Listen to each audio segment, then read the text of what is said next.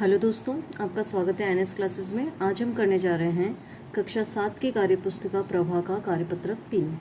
इसमें हम सीखेंगे संख्याओं में अंकों के स्थानीय मान की समझ विकसित कर पाना। हम यहाँ देखते हैं कि हमें प्रश्न दिया है कि दी गई संख्याओं में प्रत्येक अंक का स्थानीय मान लिखिए। पहला प्रश्न जो है हमारी सुविधा के लिए हमें हल करके दिया हुआ है, उसी के आधार पर हमें नीचे वाले प्रश्न करने हैं।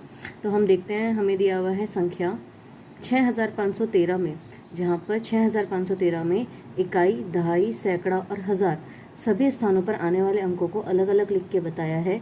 और हमें एक्सप्लेन करके कहा है कि हज़ार के स्थान पर आने वाले अंक 6 का स्थानीय मान।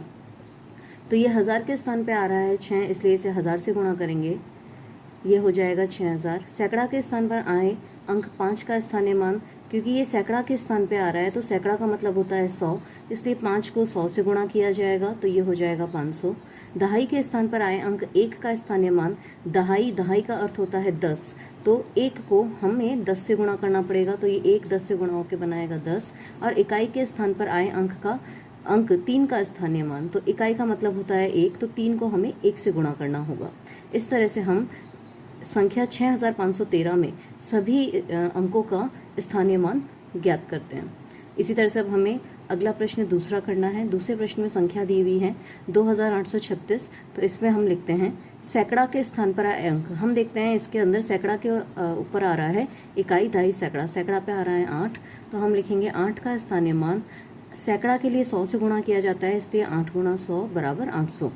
हज़ार के स्थान पर आए अंक, हज़ार के स्थान पर 2 नंबर आ रहा है, तो हम यहाँ लिखेंगे 2 का स्थानीय मान। हज़ार के स्थान पर आए अंक को हम 1000 से गुणा करते हैं, इसलिए ये हो जाएगा 2 गुणा 1000 बराबर 2000। अगला है दहाई के स्थान पर आए अंक 3 का स्थानीय मान। हम देखते हैं कि यहाँ पर हमें रिक्त स्थान भरना था, तो रिक्त स्थान में हमने भरा दहाई। क्यों भरा? क्योंकि 3 अंक जो है वो यहाँ पर दहाई पे दिया हुआ है, इसलिए हम यहाँ लिखेंगे दहाई।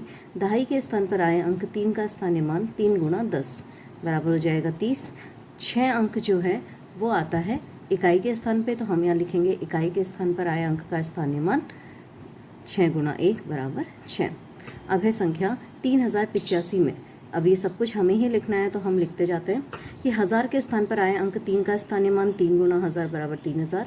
सैकड़ा के स्थान पर आए अंक 0 का स्थानीय मान, 0 गुणा 100 बराबर 0। दहाई के स्थान पर आए अंक 8 का स्थानीय मान, 8 गुणा 10 बराबर 80। इकाई के स्थान पर आए अंक 5 का स्थानीय मान, 5 गुणा 1 बराबर 5।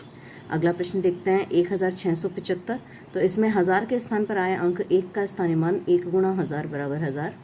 सैकड़ा के स्थान पर आए अंक 6 का स्थानीय मान बराबर हो जाएगा 6 गुणा 100 बराबर 600।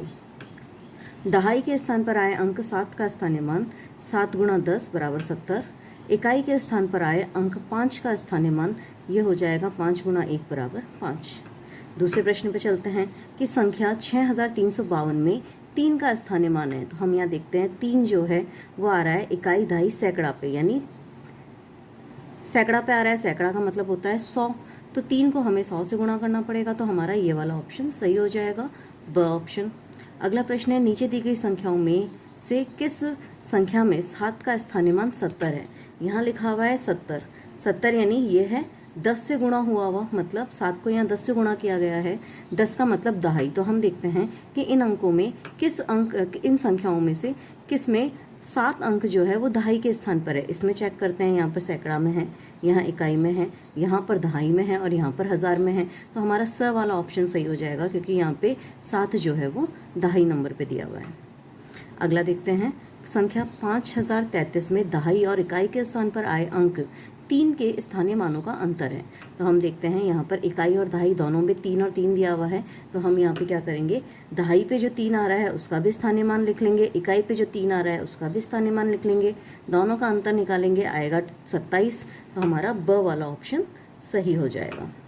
आपको ये कार्यपत्र कैसा लगा हमें कमेंट करके ज़रूर बताएं। अगर आपको ये पसंद आया तो अपने दोस्तों के साथ शेयर ज़रूर करें। Thank you.